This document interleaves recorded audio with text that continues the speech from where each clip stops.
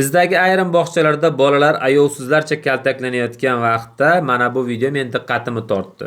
Video Pokistonda kuzatuv kameralarining birida suratga olingan ekan. Kichkinagina bir do'konga o'g'ri bostirib kiryapti, jinoyatchi, va do'kon egasidan pul talab qilyapti. Do'kon egasi ham qo'rqib, 6 farzandi bor. Pulni chiqarib berayotgan vaqtda 5 yashar qizchasi ham vaziyatni tushunmayapti, qo'rqmayapti-da, o'zini shirinligini boyagi o'g'riga beryapti.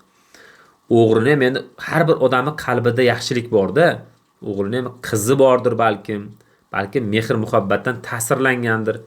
Pulni qaytarib beryapti do'kon egasiga va boyagi qizchani ham peshonasidan o'pib quchoqlab qo'yib chiqib ketyapti. Ota xursand, ularni mehr muhabbat qutqarib qoldi deyishimiz mumkin. Men bitta savol qiynaydi. Nimaga bizning bog'chalarimizda, bizdagi ayrim odamlardan mehr muhabbat yo'qmi? Ularni nima qutqaradi?